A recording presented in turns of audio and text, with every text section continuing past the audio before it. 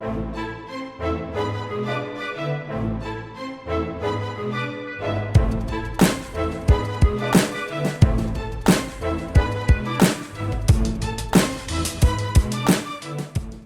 wouldn't, of course, be able to put on this national conference with the very generous support of our donors and sponsors, and this year we are particularly honored to have BLG as our platinum sponsor.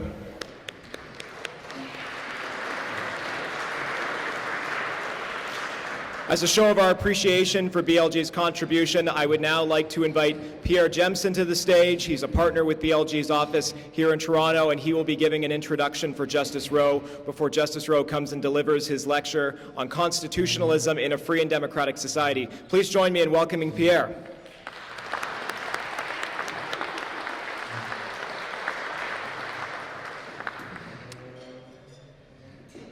Good evening. I'm very honored to stand before you here today as we convene for a discussion with the Honorable Justice Malcolm Rowe on the topic of constitutionalism in a free and democratic society. And we thank our hosts, the Runnymede Society, for organizing this important annual conference and for hosting this dinner. Each year, the Law and Freedom Conference attracts over 200 scholars, lawyers, law students, to hear from some of the brightest minds in Canada's legal community on pressing issues ranging from the rule of law to federalism to administrative law and to judicial authority. Runnymede, and in particular the Law and Freedom Conference, represent an important and truly needed forum for legal debate and viewpoint diversity.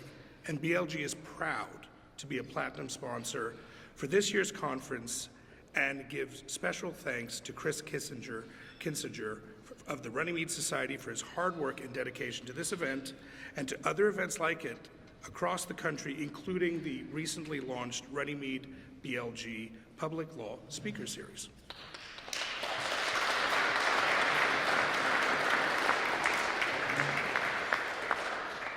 Now, our guest this evening is the Honorable Justice Malcolm Rowe, a distinguished member of the Supreme Court of Canada.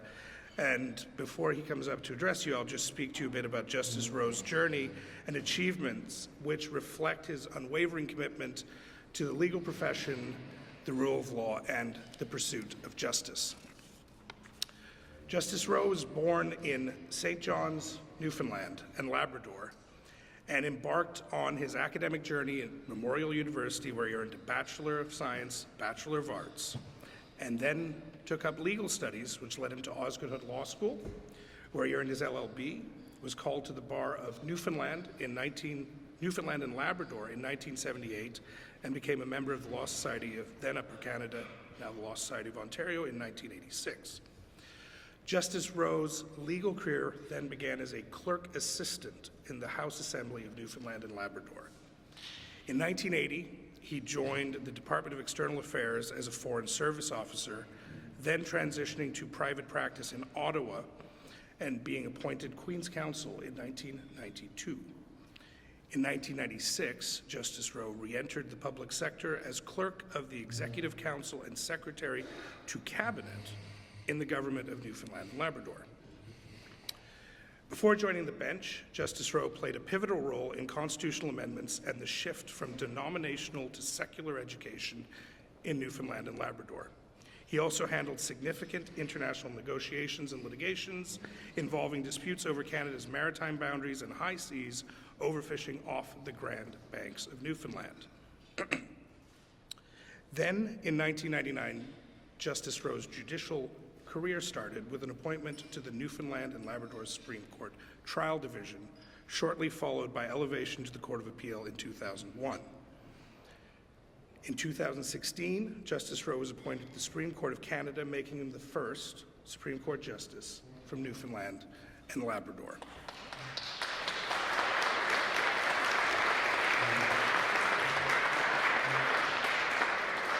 But beyond the bench, Justice Rowe has contributed to legal academia and the legal community, lectured in public and constitutional law, chaired the international law section of the Canadian Bar Association, served as on the board of the Canadian Superior Court Judges Association, and his involvement with Action Canada, a youth leadership development program, underscores his commitment to nurturing future leaders. So please join me in welcoming the Honourable Justice Malcolm Rowe.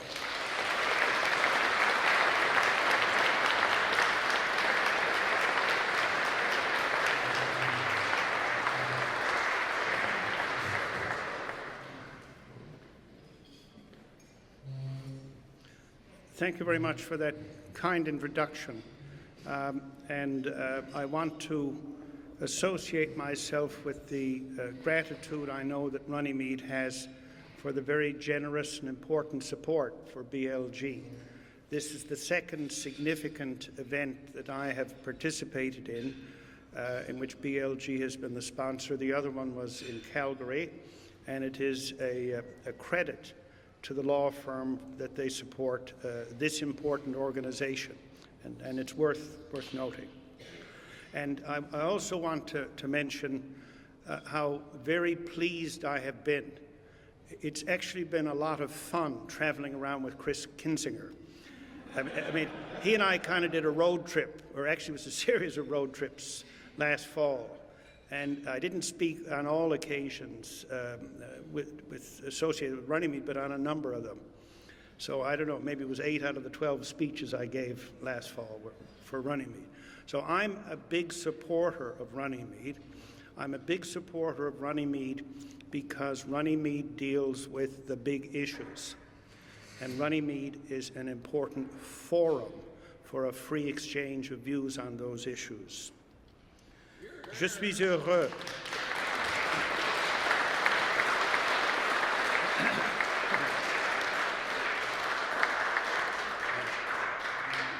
Je suis heureux d'avoir été invité à prononcer un petit discours à cette assemblée de la société Runnymede. Cette organisation à valeur comme tribune libre pour les débats particulièrement à propos des questions de la philosophie de droit. Je comprends l'importance de ces discussions. As has been noted, the title for my remarks is Constitutionalism in a Free and Democratic Society. And in discussing this, I will not refer to a single case, and I have a feeling I'm not even going to refer to a single judge. So it's going to be a little different. Rather, I will address this topic by reference to the analysis provided by key political scientists as to the relationship between democratically elected institutions and the courts. And I will highlight one theme within their work. But before I do so, let me provide a little explanation by way of introduction. The Constitution Act 1867 conferred jurisdiction on Parliament and provincial legislatures, but with very few exceptions, it did not impose obligations as to how that jurisdiction was to be exercised. For example, Parliament has jurisdiction over banking, but until the 1930s, there was no central bank. There was no Bank of Canada. In large measure, provinces have jurisdiction over health care, but until the 1960s, there was no national Medicare system. It was accepted that citizens could not go to court to compel the creation of the Bank of Canada or the setting up of Medicare. Did the Constitution Act 1982 change this? Does the Charter confer authority on courts, in effect, to direct Parliament and provincial legislatures as to how to exercise their jurisdiction? In other words, did the Charter constitutionalize major areas of public policy such that the final decision makers are judges and not those who are elected? These questions are informed by what Professor Mark Harding, in his book Judicializing Everything, has called constitutional totalism. How is this view conceived? Let me paraphrase and compress very much what Professor Harding set out. There are 4 key points. The first, courts decide the scope of charter rights. Thereby, it is the courts who decide what issues the Charter deals with, and this can be redefined from time to time. Second, issues of public policy that until now have been decided by the legislature or by the executive are increasingly defined as engaging the Charter. Thereby, such issues become questions of law to be dealt with by the courts. Third, as the range of such issues is progressively expanded, the effect is to increase the supervision by the courts of the exercise of authority by the legislature and the executive. And fourth, the final point in this sequence, to the extent that the courts amplify the scope of the Charter, the courts thereby give to themselves a wider range of decision-making on matters of public policy. To the extent that legal scholars focus on who decides, who gets to decide what, they view a privileged position for lawyers and judges as entirely apt. Political scientists, by contrast, are less enraptured by the superior wisdom of lawyers. Political scientists tend to focus on the impact of judicial decision-making on the content and the dynamics of policy-making. For convenience, I will divide Canadian political scientists interested in these matters into an early group and a more contemporary group. Prominent among the early group was Professor Peter Russell of University of Toronto. Professor Russell died recently. Christopher Manfredi of McGill, and Ted Morton and Rainer Knopf of Calgary.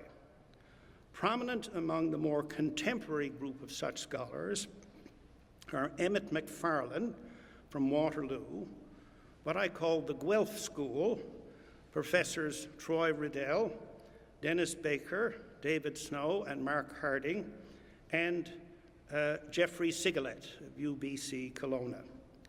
These political scientists take a historical and institutional view. They track trends over time. They make linkages with political philosophy. They keep the big picture into view. I commend to you their work.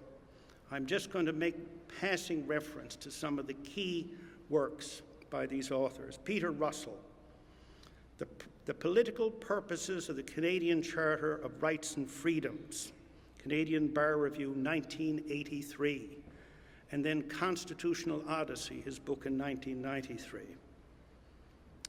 Judicial Power in the Charter, Canada and the Paradox of Liberal Constitutionalism, by Christopher Manfredi, 1993. The Charter Revolution and the Court Party, Ted Morton and Rainer Knopf, 2000. Governing from the Bench, the Supreme Court of Canada and the Judicial Role, Emmett McFarlane, 2013. Canadian Courts, Law, Politics and Process, Professor Troy Riddell and Professor Laurie Hausiger, 2015. And from Professor Dennis Baker, Checking the Court, Justifying Parliament's Role in Constitutional Interpretation, 2016. David Snow and Ted Morton, Law, Politics and the Judicial Process in Canada, 4th edition, 2018. Constitutional Dialogue, Rights, Democracy and Institutions, Jeffrey Sigalet, 2019. and as I'd mentioned, Judicializing Everything, Mark Harding, 2022. As honorary political scientists, I would add 2 law professors, Jamie Cameron of Osgood and Carissima Mathen, both of whom have written on the courts as institutions of the state. I only go through this list, I guess for 2 reasons. One is I want to recognize the contribution of these scholars. These are valuable works. They are worthy of your attention. I've read them all and far more of their works that I haven't listed. I find them very insightful. And the other thing I want to outline is, and to illustrate, we're talking about 40 years of analysis and commentary. There's a lot of depth here. Those in the earlier group of political scientists wrote their main works more than 20 years ago. They asked several fundamental questions. It is worthwhile to continue to ask those same questions. First, how do interest groups and the courts interact to determine issues of public policy? The classic work is The Charter Revolution and the Court Party by Morton and Reiner. Second, how do courts operate as institutions within themselves to determine issues of public policy? Emmett McFarlane's Governing from the Bench is the best work in this regard. And third, how do courts and governments interact when courts take on an expanded role in determining public policy? Christopher Manfredi did foundational work.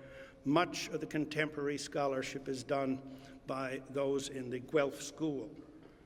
But important as these questions are, they are not the question that I will address this evening. Rather, it is a 4th question which these political scientists have addressed, one that's less frequently asked. What is the impact on democratic institutions of an expanded role by courts in determining public policy? Thus, my focus is not on what courts do or how they do it. Rather, it is the consequences of the court's expanding public policy role on the operation of democratic institutions. I will avoid, as best I can, the minefield for a sitting jurist of commenting on specific cases. But so as not to be too abstract, I will say that political scientists seem most concerned by issues likely to be considered under Section 7 of the Charter. One can read life, liberty, and security of the person very broadly. For example, does security of the person include a right to housing? Does it include a right to a certain level of income? Lawyers are increasingly calling on courts, and it's not just the Supreme Court of Canada, and it's not just the Court of Appeal of Ontario, it's the trial courts where, of course, all of this begins. You have to remember there are roughly 1,000 Superior Court judges in this country. Every one of them has the same range of authority that I do. I simply sit in review on their decisions, and the same with the Courts of Appeal. But every single Superior Court justice can exercise authority under 52(1) of the Charter to declare a law to be invalid to the extent of its inconsistency with the Constitution, and can grant a remedy of a very broad nature under 24(1). So there's 1,000 people in this country, all of whom have roughly the same powers. It's just that we get to look over their shoulders. And lawyers are increasingly calling on the courts to treat Section 7, perhaps among others, as a blank check for them to fill in. I have just over 4 years before mandatory retirement. It may be just intuition, but I do not expect further major developments in the Section 7 jurisprudence during my time. I've been wrong before. But such cases will come, and courts will be asked to determine increasingly broad questions of social and economic policy. 40 years ago, Peter Russell addressed this in his article, The Political Purposes of the Charter. Professor Russell predicted that political issues would be transformed into legal ones. He expressed concern with what he called the negative side of, quote, transferring policy-making from the legislative to the judicial arena. This transfer, he wrote, and I quote, represents a further flight from politics, a deepening disillusionment with the procedures of representative government and of government by discussion as a means of resolving fundamental questions of political justice. Now, you think that was said 40 years ago. Is there any manifestation of that around us today? 30 years ago, in Judicial Power and the Charter, Christopher Manfredi was even more direct. He didn't pull his punches. He warned of an imperial judiciary. He might have gotten a little carried away there. Whose authority would undercut democratic institutions. Professor Manfredi wrote, "The problem with judicial social engineering is that the attempt to correct the errors of democratic institutions through litigation risks undermining the capacity for self-government on which liberal democracy ultimately depends. Too great a reliance on litigation can both exacerbate social conflict and enervate public discussion of important political questions." End of quote. 20 years ago, in the Charter Revolution, Morton and Knopf wrote, and I quote, "Encouraged by the judiciary's more active policy-making role, interest groups have increasingly turned to the courts to advance their policy objectives.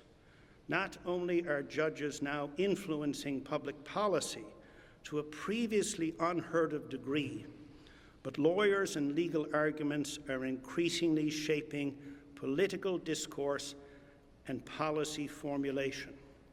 They concluded, and I quote again, "Liberal democracy works when majorities rather than minorities rule, and when it is obvious to all that ruling majorities are themselves coalitions of minorities in a pluralistic society. Partisan opponents must nevertheless be seen as fellow citizens who might be future allies at another issue. Representative institutions facilitate this fundamental democratic disposition. Judicial power undermines it." End of quote.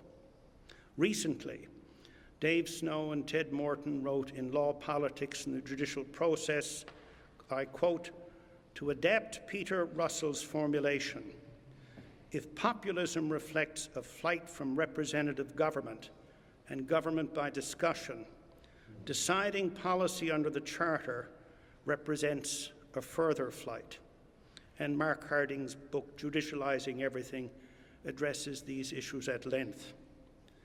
These political scientists share the view that for democratic institutions to function properly, there need to be practical incentives to force compromise, to compel participants to make deals, to accommodate one another.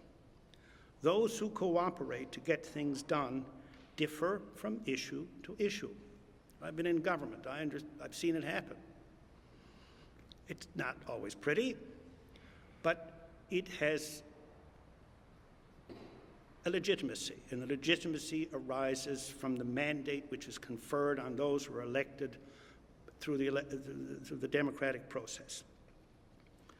And generally, it leads to sensible results. So those who cooperate to get things done differ from issue to issue, so there is no permanent majority on all issues. Thus, exclusive groupings tend not to form.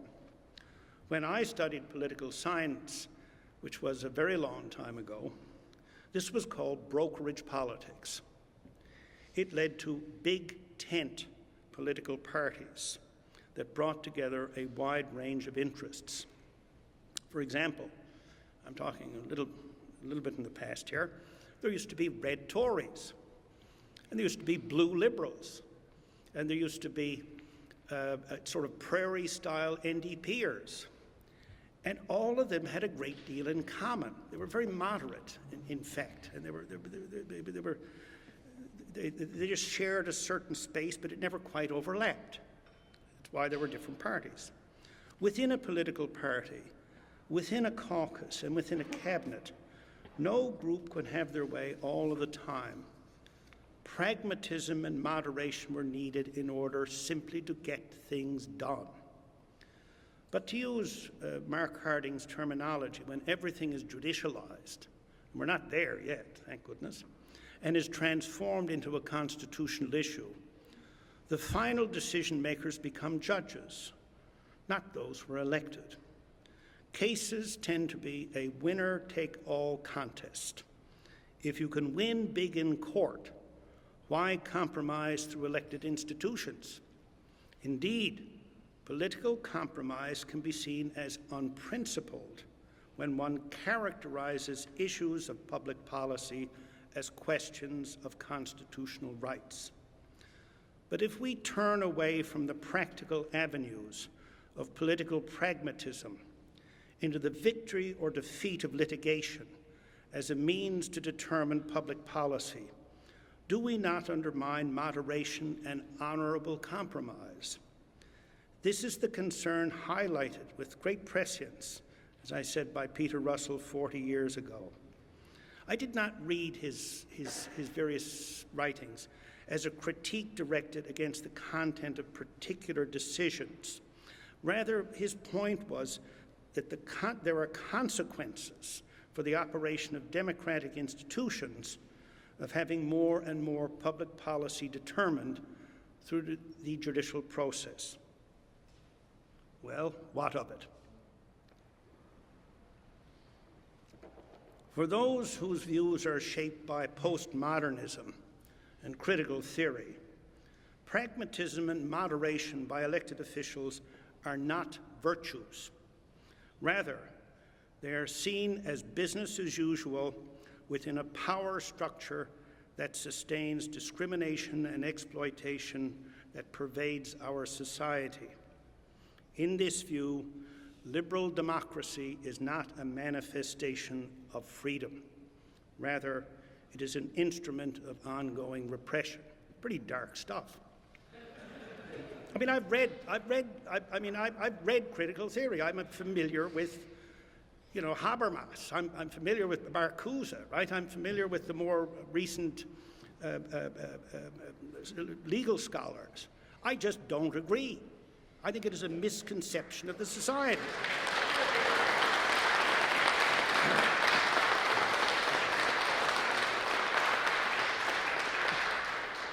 My views are akin to those of Cicero, and the classic scholars just shut your ears. Hanc retenete, queso caritis, quam vodis tanquim hereditatem majores vestri reliquerant, which is better rendered in English.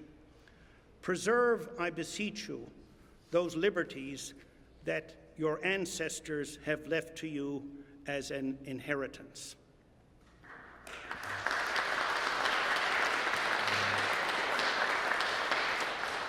Here I speak figuratively, of course, rather than literally, as the Roman Senate was an assembly of aristocrats, and the liberties of Romans were confined to those who held citizenship.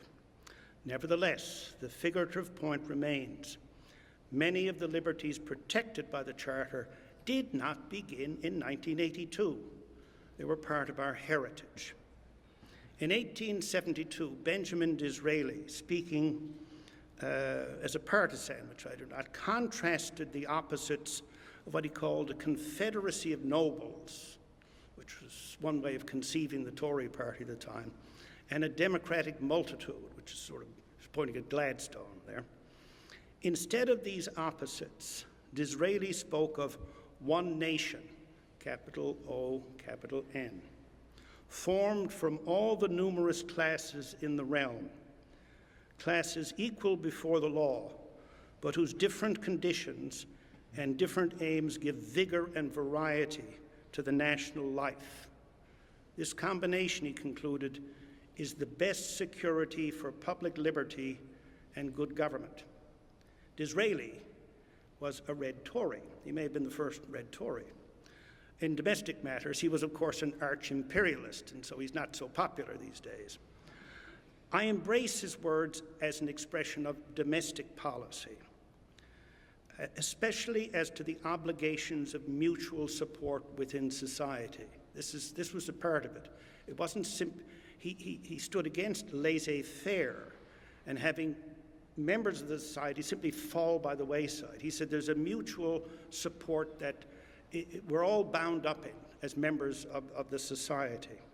And it's interesting, some of the most advanced legislation of his day in terms of hours of work in factories, to a degree, the protection from injuries in industrial accidents, the extension of the franchise. All of these were the works of a conservative, of Disraeli.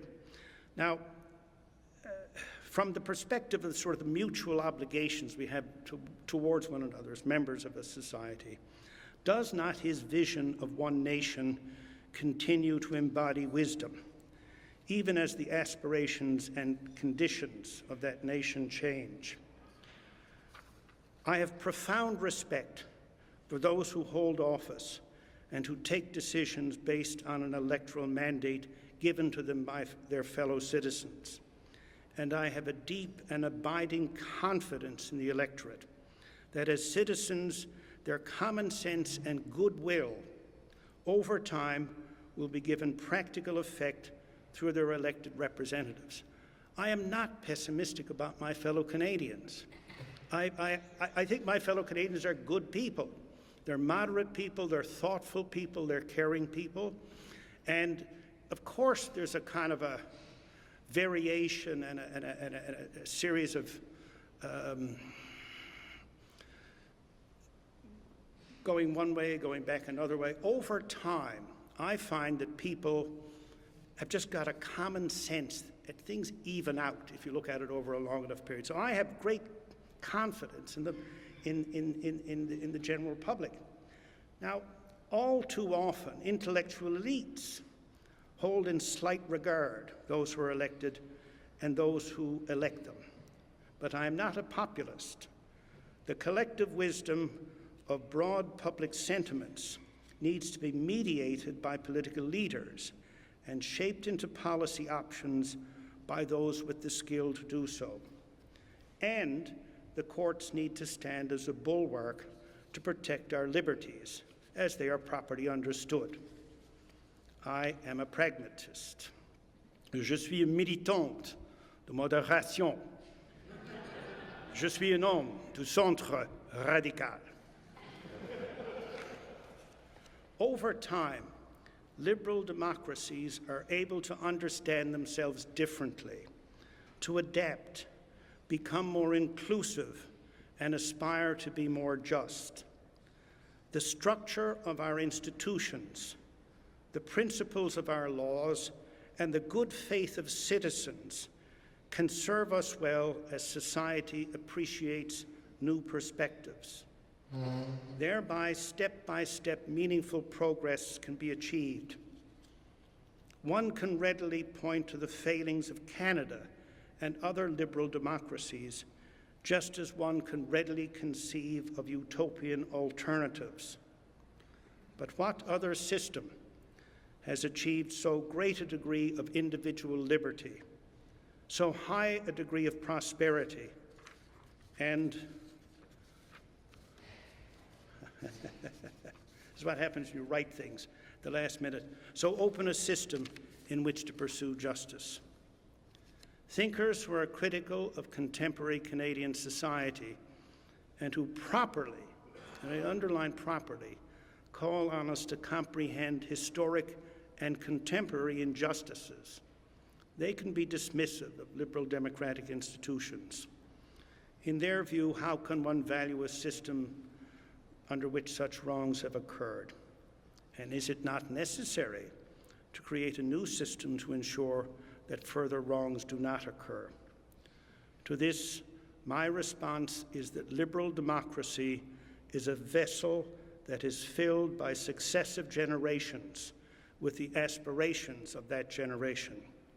As those aspirations change, so will the outputs of the system. Ours is a good country, one that warrants our devotion. But such devotion needs to be founded on a mature understanding of history and how people in all Canada's diversity live today. We should not tell ourselves comforting fairy tales, just as we should avoid empty, negative rhetoric. Rather, we should seek to live in an inclusive and fair society while being practical and realistic. As to the Charter, I do not see it as an instrument, the purpose of which is to remake Canadian society. We have a means to do so if we so wish. It is our democratic system of government. Nor do I see an inherent tension between political decision-making through democratic institutions and the protection of fundamental rights through the courts. To the contrary, our overall constitutional arrangements integrate both. The Charter, properly applied, reinforces this by protecting liberties that have been handed down to us through successive generations. I have been called on to serve my country as a jurist. In this, I recall that the authority conferred on me is transient. It is not personal. It is not really mine. Rather, I hold it in trust. I must seek to exercise it thoughtfully, diligently, and honestly.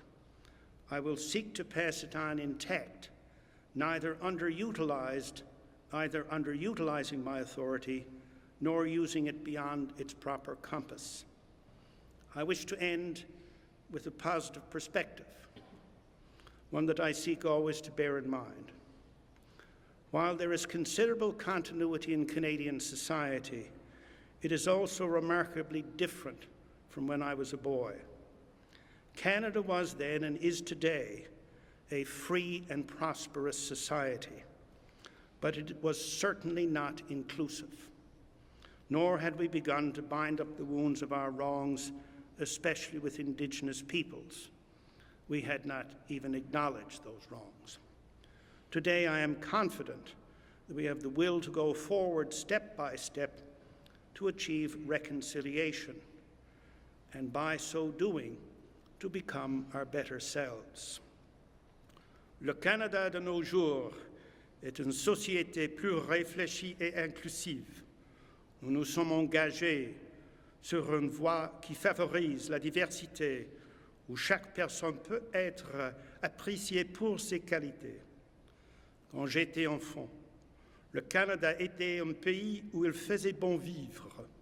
Aujourd'hui, on y vit encore mieux et je suis optimiste pour l'avenir.